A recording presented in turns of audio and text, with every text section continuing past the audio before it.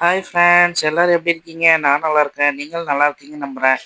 இன்னைக்கு நம்ம என்ன கதை, என்ன கவிதை பார்க்க போறோங்கிறத வாங்க வீடியோக்குள்ள போய் பார்க்கலாம். ஒரு அழகான ஃபேமிலி. அந்த ஃபேமிலியில ஹஸ்பண்ட் அண்ட் ஒய்ஃப் இருக்காங்க. அவங்களுக்கு ஒரு ஆண் குழந்தை, பெண் குழந்தை இருக்காங்க. அவங்க ரொம்ப சந்தோஷமா வாழ்ந்துட்டு இருக்கிறாங்க. அந்த சந்தோஷமான வாழ்க்கையில என்ன நடந்தது? வாங்க இந்த கதைக்குள்ள போய் பார்க்கலாம். ஒரு நாள் ஹஸ்பண்ட் அவங்க வழக்கம் போல தான் வேலையை முடிச்சுட்டு ஆபீஸ்ல இருந்து வந்துட்டு இருக்காங்க. அவங்க வந்துகிட்டு இருக்காங்க.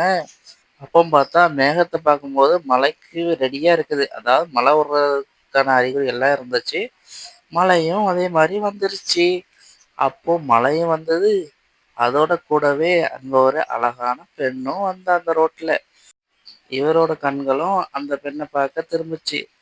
அப்படியே கொஞ்ச நேரம் பார்த்துட்டு இருந்தவரு திடீர்னு என்ன நினைச்சாருன்னு தெரியல. தலையை கவிழ்ந்துட்டே வீட்டுக்கு வந்துட்டாரு. வீட்டுக்கு வந்து பார்க்கும்போது அவங்க வீட்ல அவங்க ஒய்ஃப் அவங்களுக்காண்டி சாப்பாடு செஞ்சுக்கிட்டு இருந்தாங்க.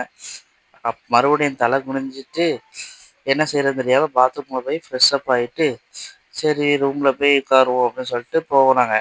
அவங்களுக்கு ஒரு பழக்கம் இருந்தது. அதாவது ஏதாவது சோகமா இருந்தா அவங்க கவிதையால வெளிப்படுத்துவாங்க. அப்படி இந்த ரூம்ல உட்காந்து ஒரு கவிதை எழுதினாரு. அதாவது எதுக்கு தலை குனிஞ்சோங்கிறத இந்த கவிதை மூலமா அவர் சொல்லியிருப்பாரு. எப்படின்னு வாங்க பார்க்கலாம்.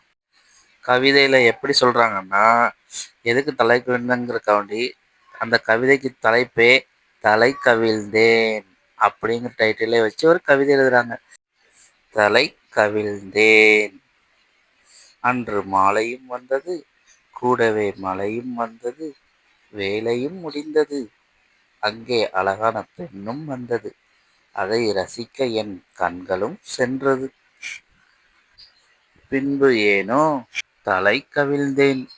அடுத்த பெண்ணை பார்த்தேன் என்பதற்காக மட்டுமா தலை கவிழ்ந்தேன்?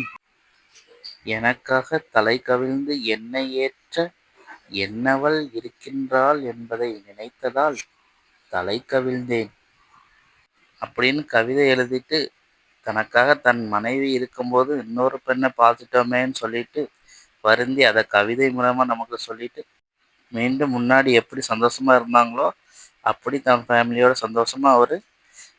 சந்தோஷமா வந்தாங்க.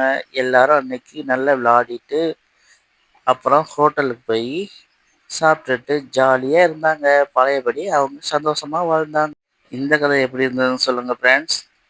உங்களுக்கு பிடிச்சிருந்தா லைக் பண்ணுங்க. கதை பிடிச்சிருந்ததா, கவிதை பிடிச்சிருந்தா லைக் பண்ணுங்க, சப்ஸ்கிரைப் பண்ணுங்க ஃப்ரெண்ட்ஸ். Bye friends.